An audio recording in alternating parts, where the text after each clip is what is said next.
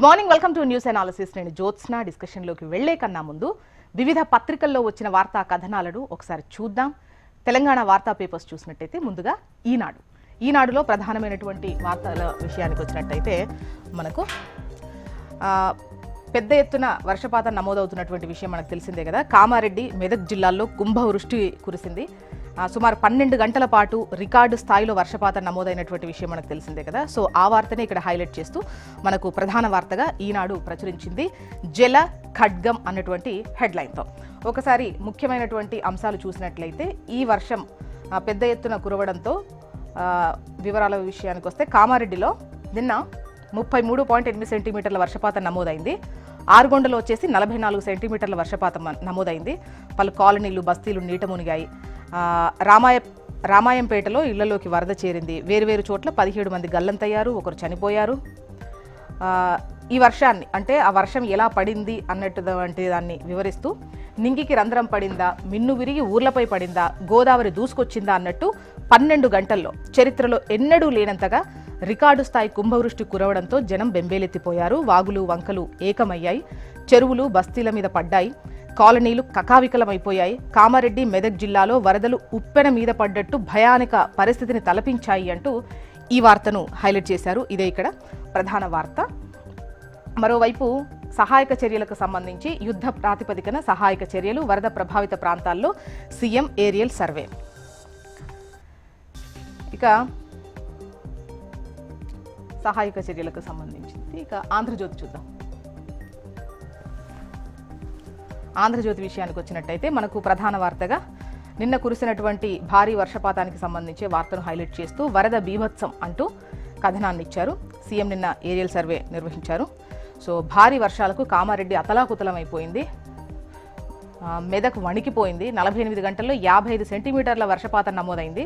నిర్మల్, రాజన్న సిరిసిల్లలోనూ కుండపోత వాన కురిసింది. రాష్ట్ర వ్యాప్తంగా 10 మంది చనిపోయారు. జలదిగ్బంధంలో పలు గ్రామాలు, తండాలు, తెగిన రోడ్లు, కొట్టుకుపోయిన వంతెనలు, హైవే 44 పై వరద, కిలోమీటర్ల మేర ట్రాఫిక్ జామ్. వరదల పరిస్థితిని నిరంతరం సమీక్షిస్తున్నాం. 3000 మందిని సురక్షిత ప్రాంతాలకు తరలించాం. విధుల్లో 2000 మంది ఎస్డీఆర్ఎఫ్ సిబ్బంది. డీజీపీ వివరాలు వెల్లడించిన విషయాన్ని ఇక్కడ హైలైట్ చేశారు. బండి సంజయ్ అభ్యర్థన మేరకు 4 హెలికాప్టర్లను పంపిన కేంద్రం. నష్టం లెక్కలు వేయండి. పంటలు, ఆస్తుల నష్టం ఫోటోలు, వీడియోలు భద్రపరచండి. ఏ సమస్య వచ్చినా వెంటనే స్పందించాలి. పాత ఇళ్లలో ఉంటున్న వారిని తరలించండి. వినాయక మండపాల వద్ద విద్యుత్తో జాగ్రత్త. వరద సమీక్షలో ముఖ్యమంత్రి రేవంత్ రెడ్డి ఆదేశం. మరోవైపు ట్రంప్ సుంకాలను ఎలా ఎదుర్కొందాం అంటూ అమెరికా అధ్యక్షుడు ట్రంప్ విధించినటువంటి 50% ట్యాక్స్ ఏదైతే ఉందో ఇప్పటి వరకు ఆ దేశానికి భారత్ నుంచి వెళ్తున్న దాదాపు $4,820 అంటే $4,22,384 కోట్లు. ఈ ఎగుమతులపై తీవ్ర ప్రభావం పడబోతుంది అని చెప్పొచ్చు. సుంకాల వల్ల అమెరికా మార్కెట్లో భారతీయ సరుకుల ధరలు భారీగా పెరగడంతో ఇతర దేశాల సరుకులతో పోటీ పడలేనటువంటి సిచ్యువేషన్ ఉంటుంది అని చెప్పేసి ఈ వార్తను హైలైట్ చేస్తూ ముఖ్యంగా పత్తికి సంబంధించి ఇతర ఏవైతే మనం ఎగుమతులు చేస్తున్నామో వాటిపైన ఎంతెంత రేటు పెరిగేటువంటి అవకాశం ఉంది అన్నటువంటి వివరాలను ఇక్కడ పొందుపరుస్తూ ఈ స్టాక్ మార్కెట్లపై సుంకాల ప్రభావం వల్ల 2 రోజుల్లో 9.6 లక్షల కోట్ల నష్టం జరిగింది. పరిశ్రమల్ని ఆదుకోండి, మోదీకి స్టాలిన్ విజ్ఞప్తి చేసిన విషయాన్ని ఇక్కడ హైలైట్ చేశారు. మరోవైపు 75 ఏళ్లకు రిటైర్ కావాలని ఎవరికీ చెప్పలేదు. బీజేపీతో సంఘర్షణే తప్ప తగాదాలు లేవు. సంఘ్ సలహాలు ఇస్తుంది, ప్రభుత్వాన్ని నడపదు. రిజర్వేషన్లకు పూర్తి సమర్థన. చొరబాట్లు, బలవంతపు మత మార్పిళ్లు ఆపాలి. ఆర్ఎస్ఎస్ శతాబ్ది ఉత్సవాల్లో మోహన్ భగవత్ మాట్లాడిన విషయాన్ని ఇక్కడ హైలైట్ చేశారు. నెక్స్ట్ నమస్తే తెలంగాణ విషయానికి వస్తే నిన్నటి వర్ష బీభత్సానికి సంబంధించి వార్తను హైలైట్ చేస్తూ అటు కామారెడ్డి, మెదక్ జిల్లాల్లో పెద్ద ఎత్తున వర్షపాతం నమోదైంది.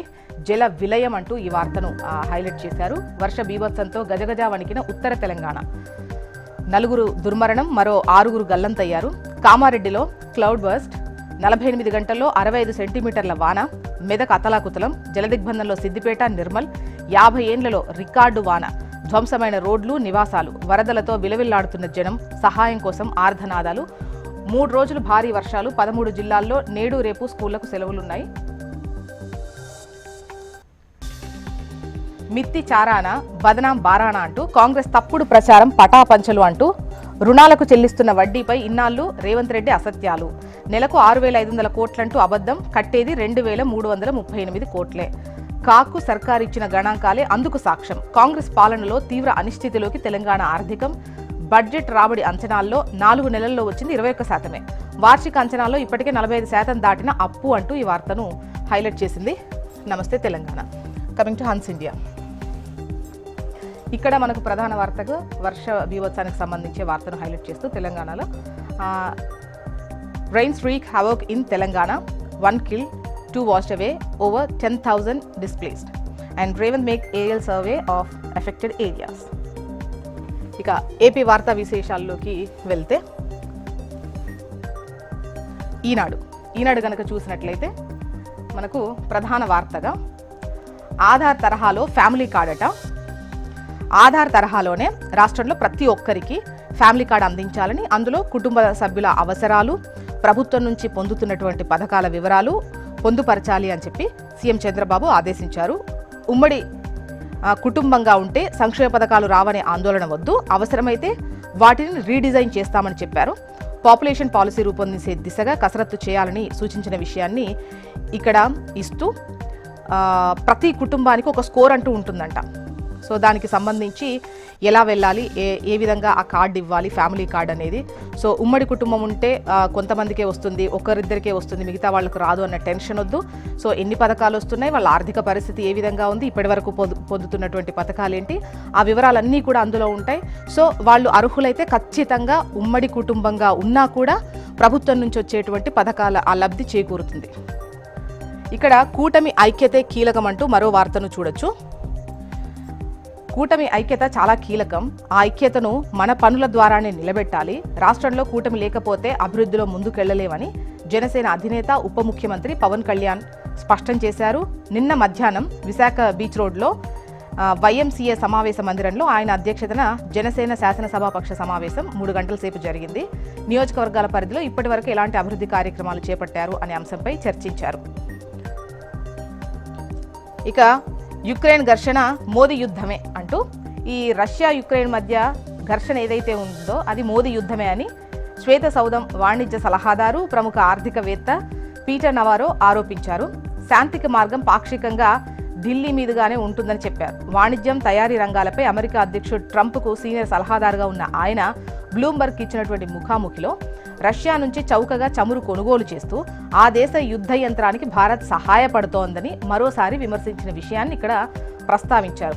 రష్యా నుంచి చమురు కొనడం ఆపితే 25% అదనపు భారం ఉండదు అని చెప్పిన విషయాన్ని ఇక్కడ ఇచ్చారు. మొత్తానికి రష్యా దగ్గర చమురు కొనడం వల్ల ఆర్థికంగా వాళ్ళు పరిపుష్టిగానే ఉంటున్నారు, యుద్ధం ఆపట్లేదు, యుద్ధం చేస్తున్నారు. సో ఇండైరెక్ట్గా ఇది మోదీ యుద్ధమే అని చెప్పేసి అమెరికా అధ్యక్షుడు డొనాల్డ్ ట్రంప్ సలహాదారు చేసిన వ్యాఖ్యలను ఇక్కడ హైలైట్ చేశారు. మరోవైపు విద్యార్థి వీసా పరిమితి ఇక 4 ఏళ్లే అంటూ అమెరికా మరో బాంబు పేల్చింది.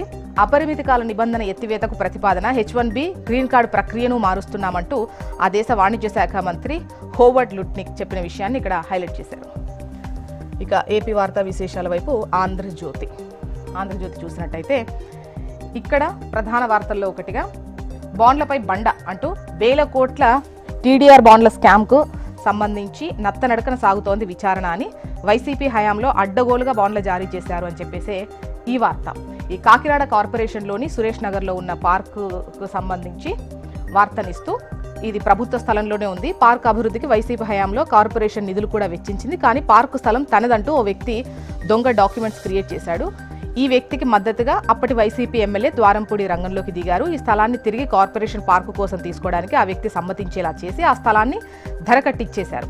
ఇక నగదుకు బదులు టీడీఆర్ బాండ్లు జారీ చేశారు. అంటే ప్రభుత్వ భూమిని ప్రభుత్వమే ప్రైవేటు వ్యక్తికి డబ్బులిచ్చి కొనుగోలు చేసిందన్నమాట అంటూ వార్తను హైలైట్ చేస్తూ ఆంధ్రజ్యోతి కథనాన్ని ప్రముఖ వార్తగా ఇచ్చింది. మరోవైపు ఒక్క అర్హుడికి అన్యాయం జరగదు అంటూ దివ్యాంగుల పెన్షన్పై సీఎం భరోసా ఇచ్చిన విషయాన్ని ఇక్కడ హైలైట్ చేశారు. దివ్యాంగులకు సంబంధించి మనం చూస్తున్నాం వచ్చేటువంటి పెన్షన్ మళ్ళీ అంటే కరెక్షన్ చేసే క్రమంలో మాకు గతంలో వచ్చేది ఇప్పుడు రావట్లేదు, కొన్ని ఆధార్ లింకులు కావచ్చు, రకరకాల ఇష్యూస్తో గతంలో వచ్చాయి ఇప్పుడు రావట్లేదు అని చెప్పేసి నిరసనలు వ్యక్తం చేస్తున్న విషయం మనకు తెలిసిందే కదా. సో వాళ్ళని ఉద్దేశించి సీఎం చంద్రబాబు నాయుడు భరోసా ఇచ్చినటువంటి క్రమం అన్నమాట. దివ్యాంగుల పెన్షన్పై సీఎం భరోసా. వైసీపీ హయాంలో అనర్హులకు పెన్షన్లు, దివ్యాంగులకు ఒక్క రూపాయి అయినా పెంచలేదు, దానిపై మాట్లాడే అర్హతే వారికి లేదు. అనర్హుల గుర్తింపులో లోపాలు గుర్తించండి, అధికారులు తప్పు చేస్తే సరిదిద్దండి, ఎంతో చేస్తున్నాం, చేసింది చెప్పుకుందాం, పెన్షన్ పంపిణీకి ఇంటింటికి వెళ్ళండి, జిల్లా కమిటీలను త్వరలో ప్రకటిస్తా, రాష్ట్ర కమిటీ కూర్పుపై కసరత్తు అంటూ వార్తను హైలైట్ చేశారు. ఇక డేటా సిటీ విశాఖ నగరంలో 3 డేటా సెంటర్ల ఏర్పాటు, మొత్తం 82,000 కోట్ల పెట్టుబడులు, 51,000 కోట్లతో గూగుల్ డేటా సెంటర్, అంతకుముందే అదానితో ఒక ఒప్పందం, నెల కిందట సిఫీ టెక్నాలజీస్తోనూ చర్చలు జరిగాయి అంటూ ఈ వార్తనిచ్చారు. ప్రధాన వార్తల్లో ఇది కూడా ఒకటి. సాక్షిలో ముందుగా న్యూస్ రీల్స్ను చూద్దాం. భారత్తో సత్సంబంధాల కోసం రాష్ట్రపతి ముర్ముకు చైనా అధ్యక్షుడు లేఖ రాశారు. ఆ లేఖను ప్రధాని మోదీకి ఆమె అందజేసిన విషయాన్ని, యుక్రెయిన్ రాజధాని కీవ్లో కీలక ప్రదేశాలపై రష్యా చేసిన దాడులు, 75 ఏళ్ల వయసు వారు పదవుల నుంచి తప్పుకోవాలని తాను చెప్పలేదని ఆర్ఎస్ఎస్ చీఫ్ మోహన్ భగవత్ అన్న వ్యాఖ్యలు, రష్యా యుక్రెయిన్ యుద్ధం భారత్ వల్లే జరుగుతోందంటూ వైట్ హౌస్ సలహాదారు పీటర్ చేసినటువంటి వ్యాఖ్యలను ఆరోపించిన విషయాన్ని, అదేవిధంగా కాణిపాకంలో వైభవంగా చెవితి వేడుకలు, బాలికపై 2 యువకుల అత్యాచారానికి సంబంధించి ఇవన్నీ న్యూస్ రీల్స్లో చూడండి. అండ్ డిఎస్సిలో డ్రామా గురు అంటూ గురువులకు గోడ కుర్చీ అంటూ ప్రధాన వార్తలు మీరు చూడొచ్చు. ఈ కాల్ లెటర్లతో కేంద్రాల వద్దకు వెళ్లిన వారికి సర్కార్ టెస్టింగ్ షాక్, ముందు రమ్మని తర్వాత కాదు పొమ్మనడంతో అభ్యర్థుల్లో తీవ్ర ఆందోళన అంటూ డిఎస్సి పరీక్ష పారదర్శకతపై అభ్యర్థుల్లో 1,00,000 క్వశ్చన్స్ ఉన్నాయి. రాత్రికి రాత్రే అభ్యర్థుల లాగిన్లో కాల్ లెటర్లు మాయంపై పలు అనుమానాలు వ్యక్తమవుతున్నాయి. వెరిఫికేషన్ కేంద్రాల్లో వెనక్కి పంపుతుండడంతో చేతిదాకా వచ్చిన కొలువు చేజారుతుందని గుండె బేజారైపోతుంది అభ్యర్థుల్లో అని చెప్పేసి ఈ వార్తను హైలైట్ చేశారు. పశ్చిమ గోదావరి జిల్లా చేబ్రోలుకు చెందిన ఎర్రా సూరిబాబుకు వచ్చినటువంటి కాల్ లెటర్ ఇది అంటూ ఒక కాల్ లెటర్ని ఇక్కడ ముద్రించి ఈ వార్తను హైలైట్ చేశారు. ఇక విద్యార్థి వీసా 4 ఏళ్లే కాలపరిమితి విధించాలని అమెరికా ఆలోచిస్తోంది. మద్యం అక్రమ కేసులో బెయిల్ సంబంధం లేకపోయినా 125 రోజులు జైల్లోనే, ఎలాంటి ఆధారాలు చూపలేకపోయినా స్పెషల్ ఇన్వెస్టిగేషన్ టీం, సాక్షుల విచారణ దర్యాప్తు పూర్తి, పిటిషనర్ తరపు న్యాయవాది వాదనలు అంటూ ఈ వార్తను హైలైట్ చేశారు. మొత్తానికి ఇవి ఇవాళ వివిధ పత్రికల్లో వచ్చినటువంటి వార్తా కథనాలు. ఇప్పుడు ఒక చిన్న బ్రేక్ తీసుకుందాం. బ్రేక్ తర్వాత డిస్కషన్లోకి వెళ్దాం. Stay tune.